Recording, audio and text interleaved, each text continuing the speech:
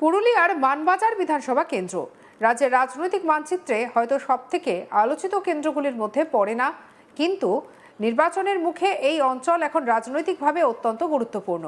আর সেই কারণেই দলীয় অন্দরের মতভেদ মেটাতে সরাসরি হস্তক্ষেপ করতে হলো তৃণমূল কংগ্রেসের সুপ্রিমো মমতা ব্যানার্জিকে। শনিবার 28শে মার্চ কাশীপুরের জনসভা শেষ করে তিনি পুরুলিয়া শহরের সাহেববাদ সংলগ্ন একটি হোটেলে বিক্ষুব্ধ নেতাদের সঙ্গে বৈঠক করেন। এই বৈঠকে শুধু একটি সাংগঠনিক মিটিং নয়, বরং একটি তৃণমূলের নির্বাচনী কৌশল, আভ্যন্তরীণ সংকট এবং ভবিষ্যৎ পরিকল্পনার একটি গুরুত্বপূর্ণ ইঙ্গিত। এই প্রতিবেদনে আমরা বিশ্লেষণ করব কেন এই বৈঠক গুরুত্বপূর্ণ, কি সমস্যা ছিল এবং এর প্রভাব আসন্ন নির্বাচনে কতটা পড়তে পারে। কাশীপুরে জনসভা সেরে রাতে পুরুলিয়ায় ফিরে একটি হোটেলে বৈঠকে বসেন মমতা ব্যানার্জি। সেখানে উপস্থিত ছিলেন মানবাজার 1 নম্বর পঞ্চায়েত সমিতির সহ সভাপতি দিলীপ পাত্র, মানবাজার 1 নম্বর ব্লকের প্রাক্তন সভাপতি দেবেন মাহাতো, তৃণমূল জেলা সভাপতি রাজীব লোচন সরেন প্রমুখ। দলীয় সূত্রে খবর, প্রার্থী ঘোষণা ঘিরে তৈরি হওয়া অসন্তোষেই এই বৈঠকের মূল কারণ। সমস্যা কোথায় ছিল? প্রার্থী ঘোষণা শুনতে সহজ মনে হলেও বাস্তবে এটি একটি দলের সবথেকে সংবেদনশীল সিদ্ধান্ত। প্রথমেই চলে আসছে স্থানীয় বনাম উপরের সিদ্ধান্ত। অনেক সময় স্থানীয় নেতারা মনে করেন তাদের মতামত নেওয়া হয়নি, বাইরে থেকে প্রার্থী চাপিয়ে দেওয়া হয়েছে। এছাড়াও থাকে পুরনো বনাম নতুনের নেতৃত্ব, দলে দীর্ঘদিন ধরে থাকা নেতাদের সঙ্গে নতুন প্রজন্মের সংঘাত দেখা যাওয়া। ব্যক্তিগত সম্মান এবং অবস্থান সে তো রয়েছেই, রাজনীতিতে পদ মানেই প্রভাব, প্রার্থী না হওয়া মানে অনেক সময় গুরুত্ব কমে যাওয়ার আশঙ্কা। এই সব কারণ মিলিয়ে মানবাজারে অসন্তোষ তৈরি হয়েছিল। তবে কেন সরাসরি হস্তক্ষেপ করলেন মমতা ব্যানার্জি? এটাই কি এই ঘটনার সবথেকে গুরুত্বপূর্ণ দিক? সেটাই বলবো আপনাদের। নির্বাচন খুব কাছে, ভোটের আগে দলীয় ভাঙন বা অসন্তোষ থাকলে তার সরাসরি ভোটে প্রভাব ফেলে। পুরুলিয়ায় গুরুত্ব এবং পুরুলিয়া জেলা জঙ্গলমহলের অংশ, রাজনৈতিকভাবে সংবেদনশীল।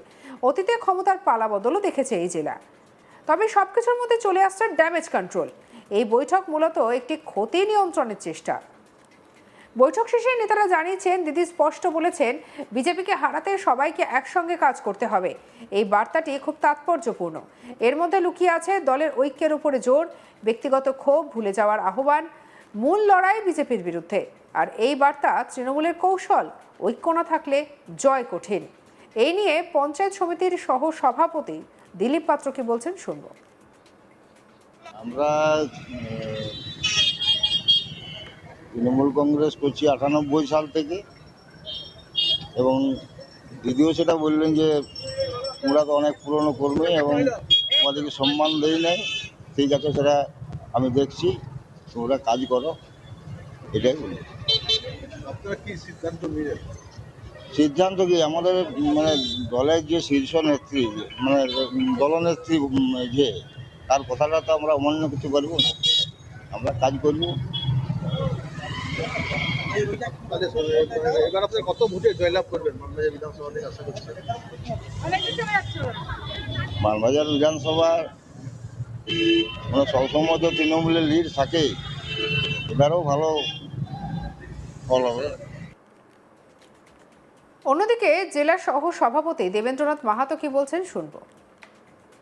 দিদি বললেন যে আপনারা কাজগুলো করুন, মানে স্বতঃস্ফূর্তভাবে কাজগুলো করুন। আপনার তো অনেক পুরনো কর্মী, কাজে আপনাদের সব কিছু জানা আছে, আপনারা কাজগুলো করুন। আমি তো আছি, তো বিজেপি যেন না জিতে এটাকে সবসময় রক্ষা করি। আমরা তাই বললাম যে তথাস্তু, যা বলবেন তাই। আপনি তো দলের জন্মদাতা, আপনি যা বলবেন সেটা আমরা করি, সেই কথাই বললাম। আপনারা কি সেই সম্মানটা পাচ্ছিলেন?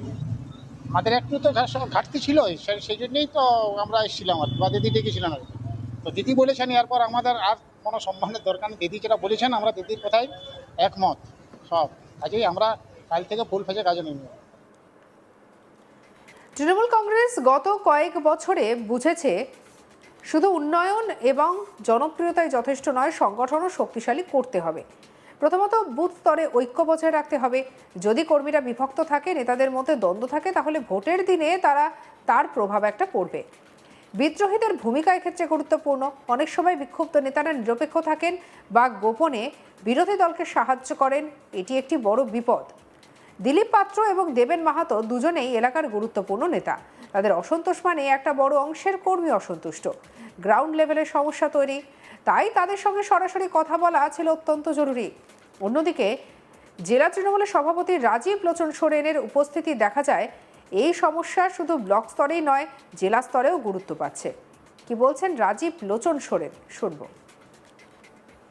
কিছু জায়গায় হয়তো ত্রুটি বিচ্যুতি করেছেন, সেটা দল দেখছেন, এবং আজকে সেইগুলোকে সমাধান করার জন্য এখানে আমাদের আলোচনা হয়েছে। দিদি নিজে সেটা জানেন এবং আলোচনা করার জন্য ডেকেছিলেন, এবং খুব ভালো পজিটিভলি আলোচনা হয়েছে। শহরে একটা সমস্যা আছে কাউন্সিলরদের নিয়ে। এটা তো আছে, আমাদের বোর্ডটা ভেঙে দেওয়া হয়েছে। আমি একটা কথা বলবো যে যদি দলটাকে যদি ভালোবাসে, তাহলে এখন নিজেদের ইগো, সেন্টিমেন্ট, মান অপমান যা কিছু আছে সব কিছু ভুলে গিয়ে বিজেপিকে হারানোর জন্য একজোট হয়ে কাজ করা দরকার। নিজের ক্ষেত্রে যারা এক্স কাউন্সিলর আছে তাদের উদ্দেশ্যেও একই কথাই বলবো যে সবাই নিজের ক্ষেত্রে কাজ করতে শুরু করে দেন এবং দলকে জিতান। দিদি আপনাদের কাছে কি বললেন? দিদি অনেকদিন পরে এরকম ভাবে আলোচনা, ভালো শুভেচ্ছা জানালেন, ভালো বললেন, সবাইকে নিয়ে চলতে বললেন। জেলা সভাপতি হিসাবে আমি অনেকের ছোট, অনেক সিনিয়র লিডারদের আছে, চেষ্টা করছি সবাইকে জোড়হাত করে এক জায়গায় করা। এই নিয়ে আমাদের কালেক্ট সত্যজিতের রিপোর্ট দেখাবো। আগামী 2026-এর যে বিধানসভা নির্বাচন, সেই বিধানসভা নির্বাচনের লক্ষ্যে পুরুলিয়ায় এসেছিলেন তৃণমূল সুপ্রিমো, তৃণমূল নেত্রী মমতা বন্দ্যোপাধ্যায়, এবং তিনি পুরুলিয়া জেলার সর্বপ্রথম তিনি রঘুনাথপুর বিধানসভায় সভা করেন, এবং রঘুনাথপুর বিধানসভার পর তিনি কাশীপুর বিধানসভায় সভা করেন, এবং তারপর রাত্রি যাপন করেন পুরুলিয়া শহরে, এবং পুরুলিয়া শহরে তিনি বিভিন্ন মন্দির ঘুরে দেখেন, এবং জৈন মন্দির থেকে শুরু করে বিভিন্ন মন্দির তিনি ঘুরলেন, এবং তারপর রাত্রিবেলায় রাত্রি যাপন পুরুলিয়া শহরে তিনি যখন করছিলেন, সেই সময় মানবাজার সহ বিভিন্ন এই যে তৃণমূলের টিকিট দেওয়ার জন্য, তৃণমূলের প্রার্থী করার জন্য যাদেরকে প্রার্থী করা হয়নি, যারা আশায় ছিল, তাদেরকে সেই বিক্ষুব্ধদেরকে ডেকে তিনি একটা বৈঠক করেন। বৈঠকে কি হয়, গোপন বৈঠকে, সেটা জানা যায়নি, কিন্তু বলা যেতে পারে যে মমতা বন্দ্যোপাধ্যায়ের এই যে বৈঠক, এই বৈঠকে কিন্তু বিরোধী দল, রাজ্যের প্রধান বিরোধী দল বিজেপি, তারা কিন্তু অনেকটাই তারা অক্সিজেন পেয়েছে, এবং তারা বলছে যে এই তৃণমূল যে দলটি, বিজেপির বক্তব্য তৃণমূল দলটি তাদের বিভিন্ন জায়গায় বিভিন্ন সময় বিক্ষুব্ধ বা গোষ্ঠীদ্বন্দ্বর ঘটনা ঘটে থাকে, পাল্টা তৃণমূলও বলতে থাকে সবসময়। অবশেষে মুখ্যমন্ত্রী মমতা বন্দ্যোপাধ্যায় তিনি মানবাজারে, অর্থাৎ 2021 সালে যেখানে তৃণমূল প্রার্থী ছিলেন সন্ধ্যারানী টুডু, যিনি তৃণমূলের চিহ্নে প্রতীক জিতে তিনি মন্ত্রিত্ব পান, রাজ্যের পশ্চিমাঞ্চল উন্নয়ন দপ্তরের মন্ত্রী, এবং সেই সিটে অর্থাৎ মানে সেই জায়গায় মমতা বন্দ্যোপাধ্যায় তিনি জনসভা করেন, এবং সেখানে আরও উপস্থিত ছিলেন জেলা সভাপতি রাজীব লোচন সোরেন, তিনিও একটি প্রার্থী, তিনি বান্দোয়ান বিধানসভার প্রার্থী, এবং তার সাথে ছিল সুজয় বন্দ্যোপাধ্যায় অর্থাৎ পুরুলিয়া বিধানসভার প্রার্থী। মোটের উপর বলা যেতে পারে আগামী 2026-এর যে নির্বাচন, সেই নির্বাচনে তৃণমূল বা বিজেপি কেউ কিন্তু 1 ইঞ্চি মাটি ছাড়তে নারাজ। সঙ্গে রাখুন আজ তাক বাংলাকে, সাবস্ক্রাইব করতে ভুলবেন না।